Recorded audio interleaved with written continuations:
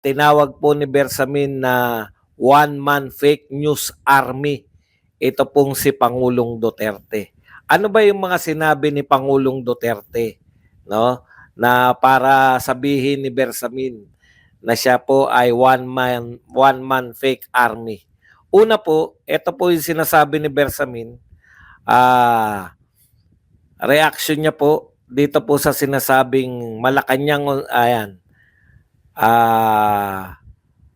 President Marcos is veering toward dictatorship.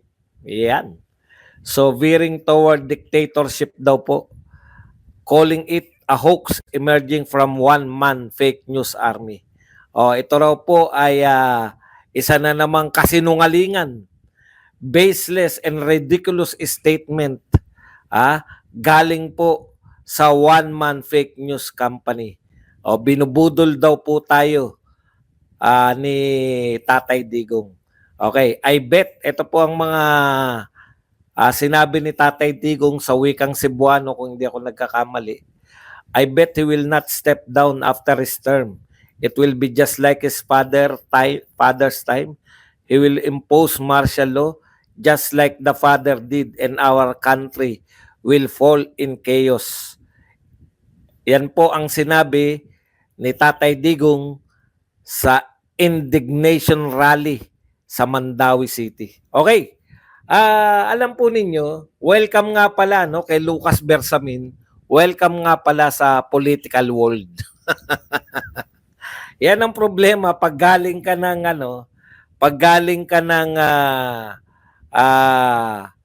Supreme Court, hindi ka pa nakakapag-adjust, no?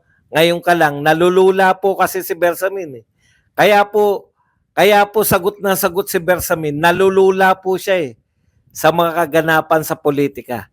Alam mo, kung hindi ka politiko, mahihirapan ka talagang unawain si Tatay Digong.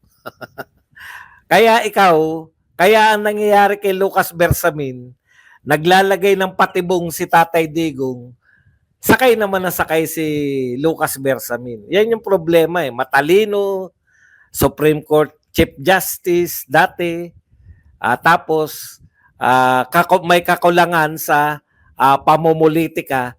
Ang problema, siya yung tumatayong spokesperson ni BBM. Siya yung sumasagot sa mga berada ng mga Duterte. 'Di ba? Hindi niya alam, akala niya nasasagot niya, hindi niya alam natatrap sila sa mga ginagawang patibong ni Tatay Digong. Okay. Kung titignan po ninyo yung lahat po ng yung sa may nakita ko rito, no? Ang intindihin niyo yung pagsagot po sa BICAM. Segue lang tayo ng konti, no? Ito talaga, kitang-kita po ng tao, ng mamamayan, yung paghingi po nila na extension. Alam ko si Solgen ang humingi na extension. Paghingi nila ng 5 days extension, bakit po kayo hingi ng 5 days extension? Kung nariyan naman po, sabi nyo, wala silang pinirmahan na blanco, maayos na maayos. Yun lang naman yung hiningi na Supreme Court, di ba? Asa na yung enrolled bill? Sabi nyo, maayos, walang bakante. Di ba? Walang bakante kanyo Maayos naman. Wala kayong nilalabag. Bakit po kayo manghingi ng extension? Alam nyo po yung 5 days extension, iba po hinala ng mga tao Again, hindi ko po to fake news. Kasi rending na kayo sa mga no? Iba po yung fake news sa mga opinion namin. Ang opinion ko po riyan, bakit kayo nag-extend? Kasi, di ba ang pinaglalaban nila, walang problema sa BICAM. In fact, wala sila nakitang blanco nung pumirma sila. Sabi ng Supreme Court, isubmit nyo yun. Yung sinasabi nyong walang problema, isubmit nyo lang. Bakit hindi nyo ma-submit? Bakit hingi pa kayo ng 5 days? Nakasama po sa inyo yan kasi nakikita namin, meron pang hindi meron pang blanco, 'di ba?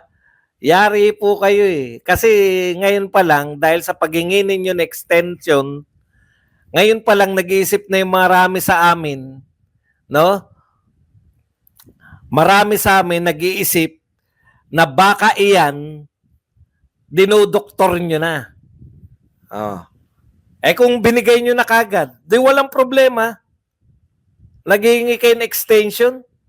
Anong ibig nyo sabihin? Ibig sabihin, meron pa kayong mga... Yan ang problema sa galaw ng politika. Nag-aasahan yan. Tignan po ninyo yung tema ng Mandawi. No? Sa mga hindi po nakasubaybay. Ang tema po nun, iboto natin straight yung mga Duterte senatoriables para mailigtas si Inday. Kasi pag hindi natin sila binoto, malamang sa malamang ma-impeach si Inday, goodbye na yung magandang pamamalakad sa Pilipinas. Actually, ang tema ron, ang sinasabi ni Tatay Digong, di ba? Parang nakikiusap siya na iligtas natin si Inday. Pero sa atin, ako partikular, ang sabi ko nga dyan, by helping Inday, we are actually helping ourselves. We are actually helping the Philippines na magkaroon ng panibagong Duterte na paraan ng pamumuno. Yung pamumuno po ng Duterte na mayroong pong totoong mga proyekto, mayroon pong totoong mga problemang nilulutas at mayroon pong totoong naglilingkod, no? Wala pong bahid ng pagnanakaw. Yan yun eh. Okay. So sa madaling salita, mga kapatid, hindi, yun po yung tema eh. Kaya yan, sinabi yan ni Tatay Digong,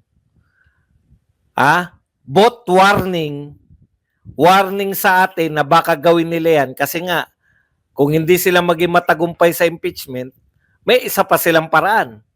Magdedeklara si Marcos before ng martial law before siya mag-end yung term niya. At yan po napakalaki po ng katot ng posibilidad. Kasi nakita nyo pa lang ngayon, di ba? O yung mga bahid ng martial law. May nakita ko na post. Alam mo na talagang hindi matatag ang isang pamahalaan kung ang mga ginigipit hindi yung kung ang hinahabol ng mga mga law enforcer, alam mong hindi matatag ang pamahalaan kung ang hinahabol ng law enforcer hindi yung mga kriminal, kung hindi yung mga kritiko.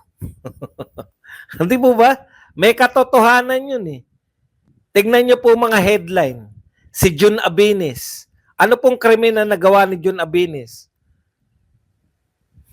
Siya po ba ay drug lord? Si Abinis po ba ay mandarambong? Involved ba siya sa mga malawakang krimen? Kritiko siya. Pero siya yung mabuti nga. Kritiko, natutuwa kayo na may search warrant, natutuwa kayo na nakita nyo na nakabrief si Jun Abinis. Saan pa sila natutuwa? Nung pinatawag po yung mga vlogger. Ito pa mga vlogger na to involved sa droga, involved po sa mga kidnapping, involved po sa economic sabotage. Involved po ba sila sa mga krimen na nagpapataas ng bilihin natin?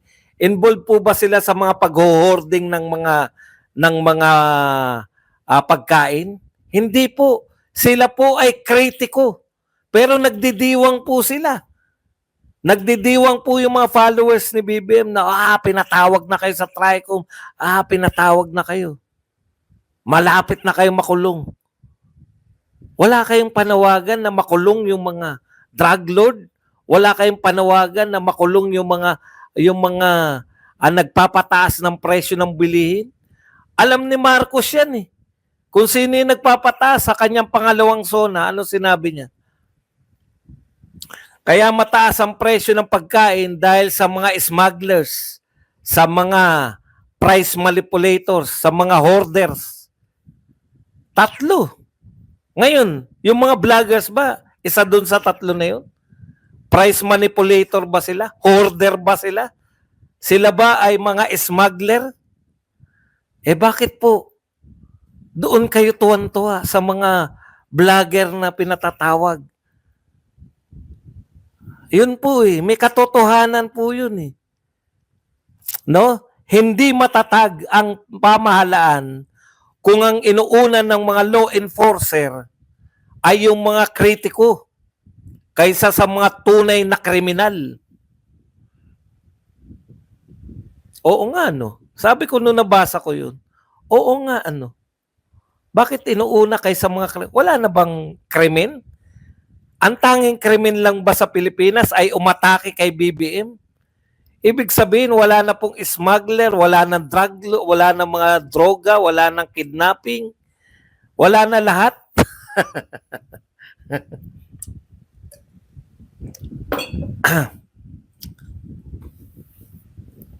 Kung kayo po ay action, yung tunay na problema, ibang-iba po talaga sila kay Duterte.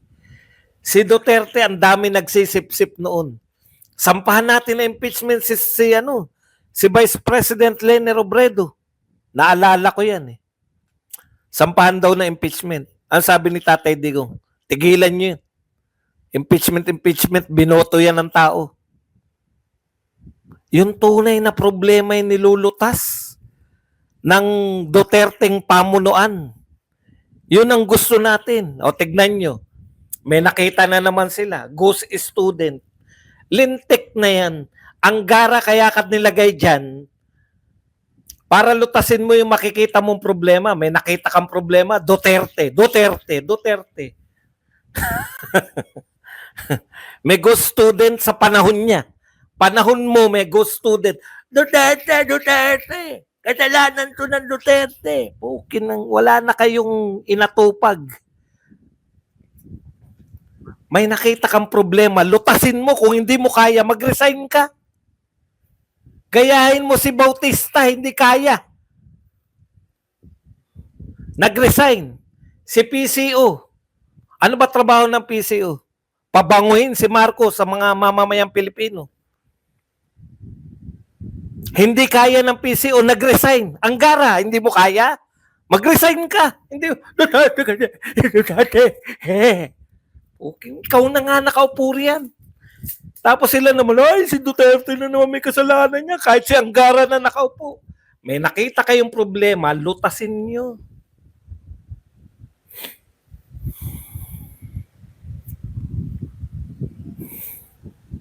Di ba? Yan yung problema ng pamahalaan natin Inuunan nyo yung mga kritiko. Joey De Bebre, Joey. Panay na lang si Joy. Bukang bibig nila lahat si Joy. Babaeng tao, maliit lang si Joy. Gusto pagtulungan ng lahat ng tao. Smuggler ba si Joy? Si Joy ba ay drug lord? Sumisira na kinabukasan ng mga mamamayan ng mga kabataan? Si Joy ba nag-hoard ng mga ulam? Kaya mataas ang presyo ng bilihin. Lahat na lang bukang bibig. Si Joy. May mga picture, may mga sinabi pa si Joy. Nasasaktan kayo kay Joy? Kay Joey?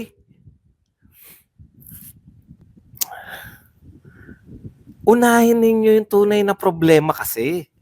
Ang inuuna nyo, pabagsakin yung mga Duterte. Wala na yung Duterte sa kapanyarihan.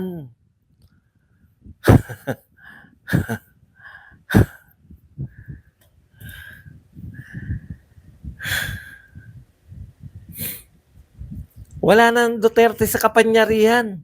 Kayo na nasa power. Ang problema nyo, Duterte pa rin. Alam nyo kung bakit nyo problema ang Duterte? Hindi kayo pinaniniwalaan si Duterte. It's a matter. Sabay nag-burp si Badong It's a matter of sino naniniwala. Sino naniniwala sa inyo? Kay Duterte, bawat sabihin niya may naniniwala. Pati nga joke, gusto niyong baliktarin eh. Pati joke, gusto niyong baliktarin na totoo.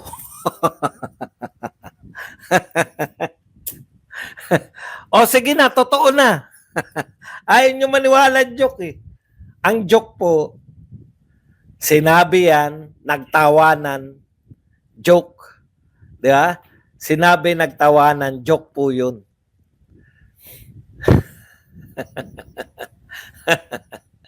Okay. Yun yung problema. Sa usapin po ng fake news, alam naman namin kung bakit sinabi yan ni Tatay Digong. Tignan mo, bumigay si Bersamin. Sabi niya, hindi gagawin, parang short sa sinabi niya na hindi gagawin niya ni ano. O may isa pang fake news dito, Inquirer. Balita to sa Inquirer. Tignan nyo mga fake news media.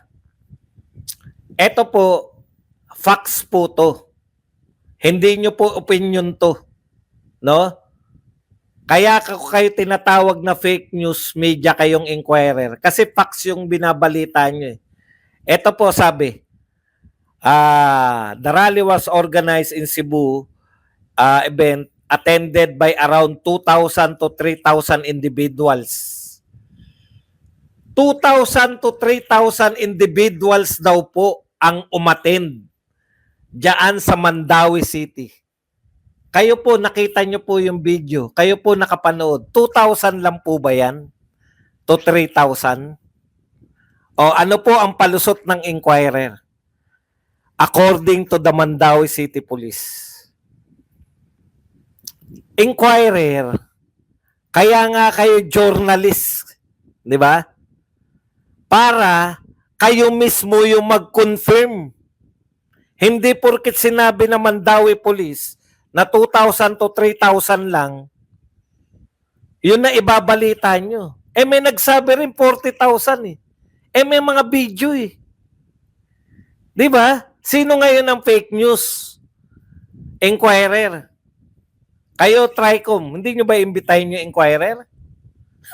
2,000 to 3,000 lang daw yung dumalo sa Mandawi. Lahat ng tao nanood sa mga vlogger. Mas kapanipaniwala yung 40,000 mahigit. Hindi na ba kayo marunong magtantyaman lang? Yan yung sinasabi namin tapos nagtataka kayo. Una, wala kayong pinadala dun. Bakit?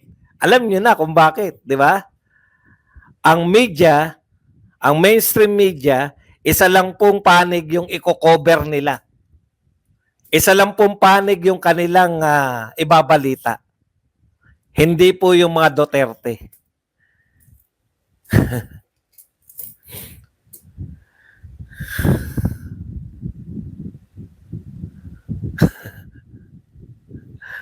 Inquirer, 2,000 to 3,000. O, balik tayo dito. Okay. Ito ang sinabi pa ni Marcos, di ba? Ay ni Pangulong Duterte. That is why I am very angry. Marcos stole our gold reserves and now there are only few left. How can our economy stand in the future? Ito po. Direkta kayong inakusahan ni Tatay Digong. Mahilig ka sumagot, Bersamin, di ba? Direktang inakusahan na yung dollar reserve na binenta ni Nakaw.